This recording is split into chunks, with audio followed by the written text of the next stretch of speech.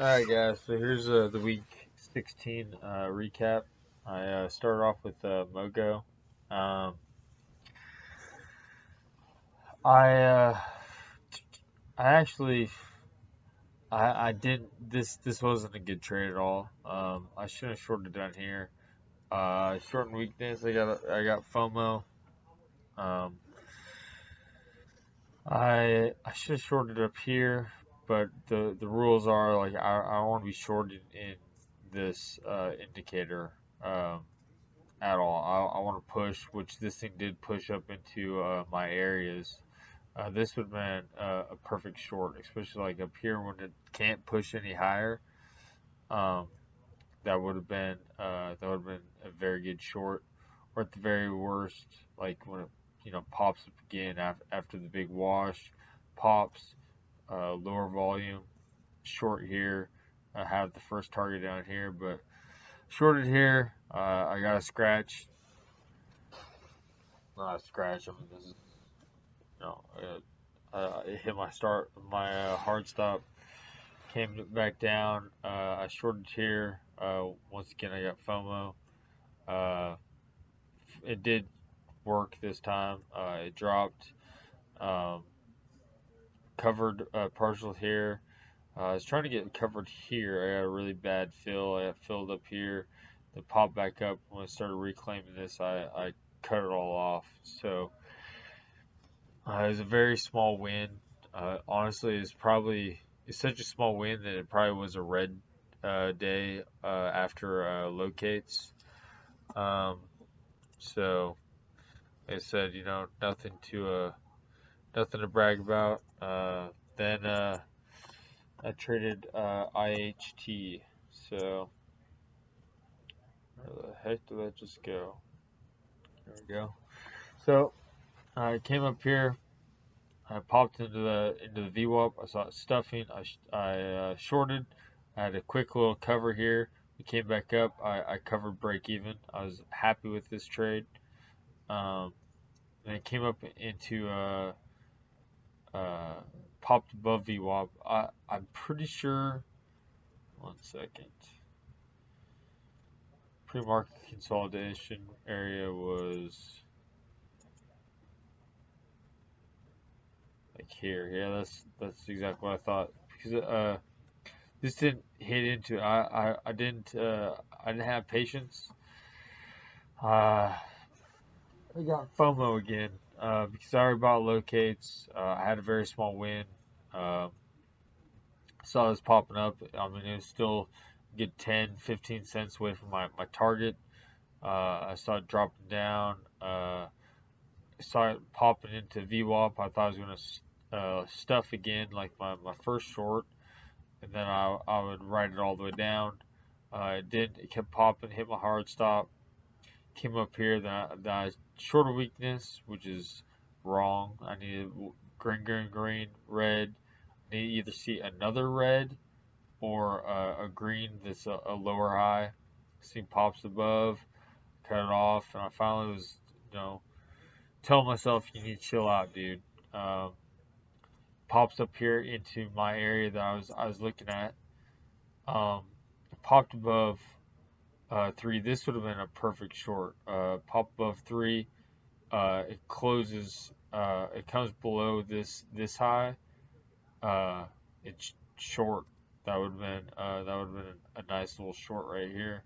But I was patient. I waited for this thing to pop up. I shorted right here. Covered partial, covered partial, and think I'm pretty sure that was my final cover because trying to take profits a lot quicker. This market's I'm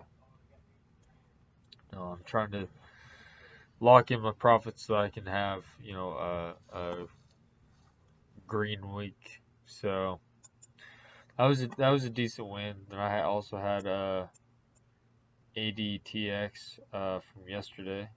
Um,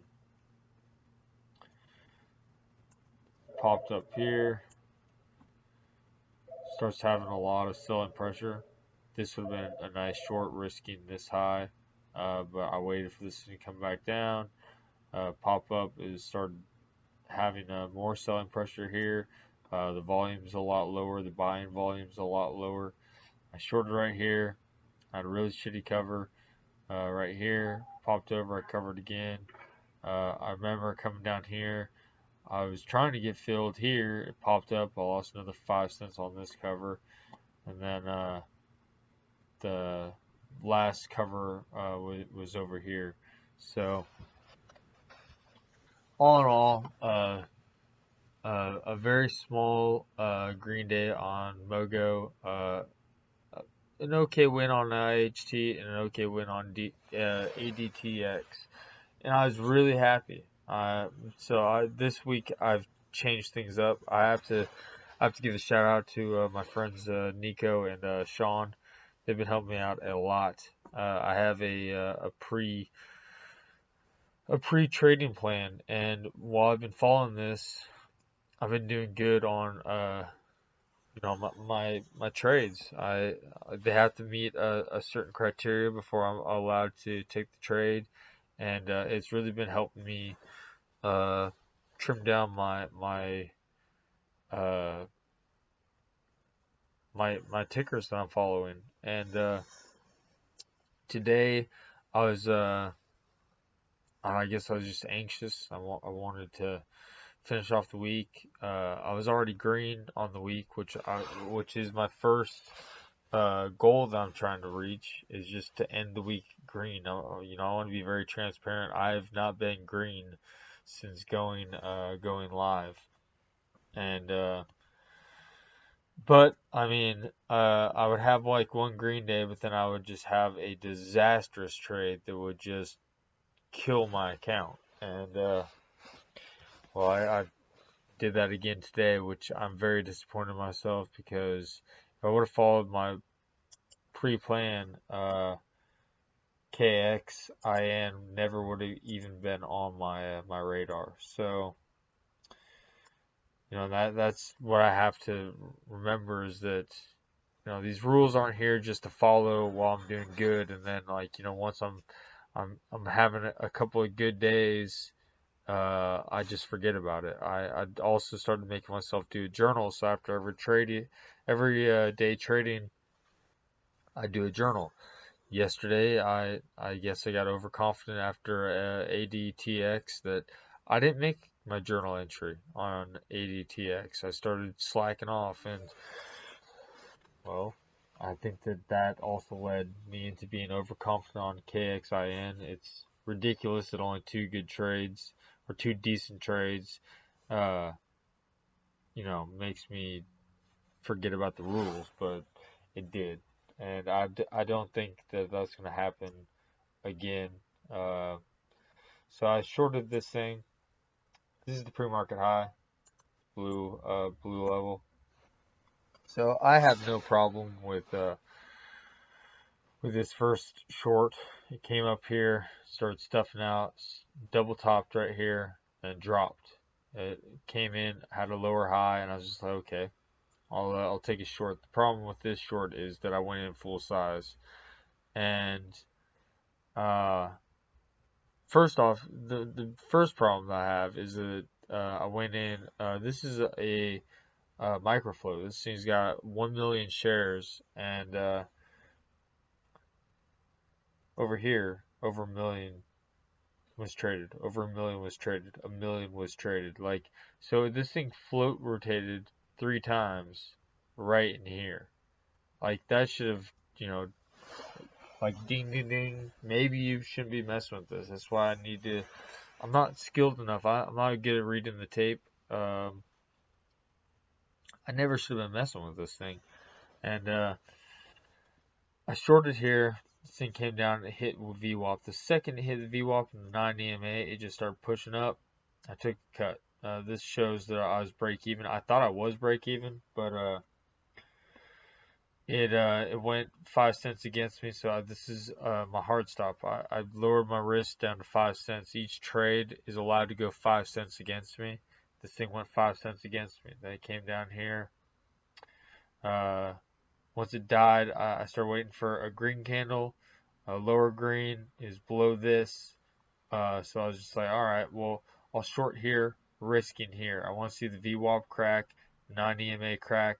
I want to see my first target hit. And held, came up, and I cut it off right at this high. Then I should just like let it be, you know, like wait for you know, my right signal or whatever. And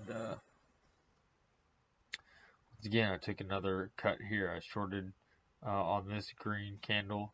I don't know why I shorted on this one, because this is green and this is green. It's obviously riding up on the 9 EMA, but when I'm in the moment, it's hard to recognize this kind of stuff, and that's why these recaps are so important for me to do. And things just hugging the 9 EMA and just curls up. I shouldn't have shorted here because this is breaking over the previous high.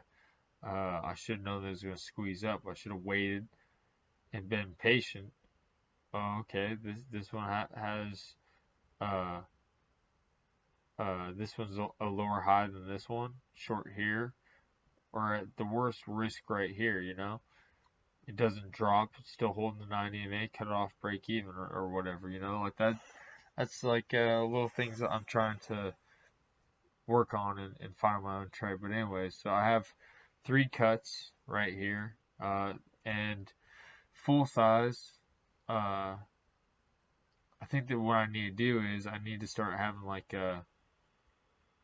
fillers. You know, I have 3 cuts on a filler. That's fine. This thing dumps down, hits my first target, curls up, has a lower high or whatever. Then I can load the boat, or I don't know. I need to study this weekend and see how the market is reacting, like after it hits the first targets, or figure out how I'm going to scale into these trades. But going all in and then getting cuts is probably not the best idea. So I don't know. I'll study up on that. But anyways, 3 cuts, and then I finally was just like, all right, this thing, it's not working out. I need to take a step back and let this thing do its thing. And so it came up here. It broke over the 5. When I saw it breaking over the 5, you know, look at this volume. I mean, all of these bars are pretty much averaging either at 1 million or just above 1 million. So I mean, this thing is just float rotating like crazy. I took a short here, and this I actually did go in with a small size. Went in with a third of my size. I was kind of scaled in. That's why I mean, this is still. I let this go too far against me before cutting it off, but I wasn't full size on this one, so I do want to note that. But anyways, so this thing comes over here and it starts topping out. Every time it started coming down here and hitting the 490s, it was getting bought up, but it's also not breaking this. So I was like, all right, well, it's kind of a 50-50 right here, you know? Like, I'm waiting for this thing to, I was off by like a couple cents from getting filled on my first target. I shorted over here. I was looking for my first target. It didn't quite touch it. I didn't get filled, unfortunately. And this thing just kind of broke out of the trend. And then I've luckily finally just cut it off. You know, I didn't let it get all the way back up to here again. But I was like, you know what, if it breaks over this relative high, I got to cut it off. And so I did, luckily, because this sucker went way up here. And so, you know, this is another reason that rules are so important. I know that I follow my rules, or I'm getting better at following my rules. But I mean, this thing was just a disastrous trade, and because of this trade, I actually ended the week red. A very small red, a manageable red, but still red nonetheless. And I don't know, I'm right there. I really think that you know, with Nico and Sean's help, they're much more selective than I am. and they're helping me deal with my emotions. And I don't know, I'm very fortunate that they reached out to me, and they let me, we have like a little private group messaging thing. So like when I'm in a trade, uh, they're asking me like, what's your risk? Where's your targets? Like all that kind of stuff. Like, and they're also holding me accountable. Like, hey man, it's hitting your target. Are you out? And I was like, yeah, I'm out. I'm out. And so, but it's good having accountability buddies. And I had my buddy Chad. He's my accountability buddy. He had to step away from stocks for the last couple months, and so I've been kind of like solo dolo kind of thing. But luckily, Sean and Nico have kind of taken me under their wing. They're a lot more experienced traders than I am, and I'm very happy for that. They're working on, my emotions and being a lot more selective. They're teaching me how to dig into the filings and stuff. Which is another thing I'm pissed off about, because I didn't dig into the filings on this one. I have no idea if this has an offering, or like what its cash looks like.